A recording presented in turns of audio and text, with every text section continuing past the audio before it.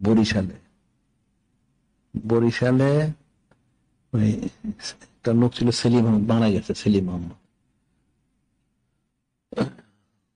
ফজলুকদের বাড়িতে কাছে, ওখানে আমরা 2 জায়গায় মাহফিল করতাম। তো ওখানে মাহফিল করতে গেছি, করছি কয়েকবার, একবার গেলাম। ওখানে একটা তাদের বড় একটা আলেম আছে, তাদের প্রতি সে ওই সাহারানপুর দেওবন্দ মাদ্রাসা পড়াইছে, বয়স্ক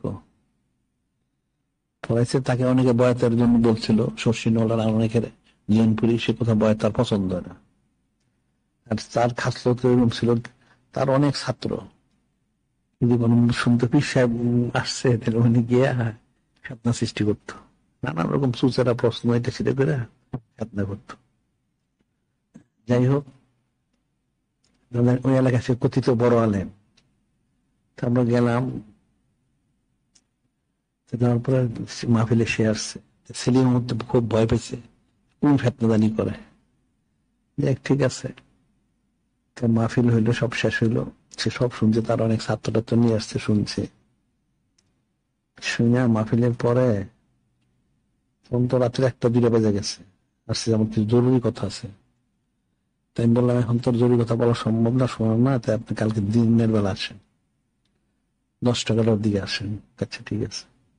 আসলো, আশেপাশে অনেকগুলি প্রশ্ন করলো, সে তো দেওবন্দি, মিলাদ শরীফ, ক্যাম্প শরীফ, কদম বুসি, চোখে বুসা, এই ধরনের আমরা যেগুলো করি আর কি, সব তার দলিল দেওয়া হইলো। সে চুপ হয়ে গেল, চুপ এসে পর বয়াত হইলো।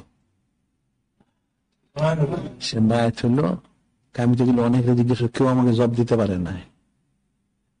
তারপরে তার সব মানা, তার সব বয়াত হওয়া, ইত্যাদি ইত্যাদি, জিকির ফিকির, অনেক প্রশ্ন। তার সব প্রশ্ন জব দেওয়া হইলো, সব দলিল সব দেওয়া হইলো, সব দলিল মানলো, মানে সে বয়াত হইলো। বয়াত হইলো, এবারে প্রতি বছর গেলে সে খুব কাঁদতো। আমি ওখানে 2-3 দিন থাকলে সারাক্ষণ সে কাঁদতো। তারপরে একদিন দাওয়াতে গেলাম, সেও সাথে গেছে, এক মেয়েতে। নাস্তা খাওয়ানো হইলো, খাইলাম। খাওয়ার পরে আমার কিছু খাওয়ার পানি একটা যে পাত্রে দিছে, পানি ছিল। তো সে আমার অনুমতি চাইল, আমি একটু নেই, পান করি। আচ্ছা ঠিক আছে।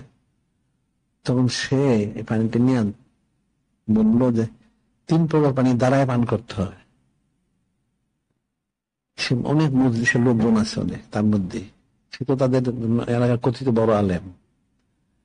3 প্রকার পানি দাঁড়ায় পান করতে হয়, কি একটা জমজম কুয়ের পানি, একটা অজুর পানি, আর একটা শায়েখ ওনার খাওয়া পানি। এটা দাঁড়ায় খেতে বলেছে, দাঁড়ায় পানিটা পান করলো সবার সামনে। পরে সে আসছিল, মারা গেছে লোকটা। তো এই লোকটা, একটা লোকই দেখলাম যে সেই লোকটা বয়াত হয়ে, এবং সে মোটামুটি, এবং অনেক সবক, মোটামুটি সে ভালোই সবক করছিল, পরীক্ষা প্রায় শেষ করার মতো। পরে সে মারা গেছে। এছাড়া এরকম খারিজ দিনদার করে দেখিনি এরকম।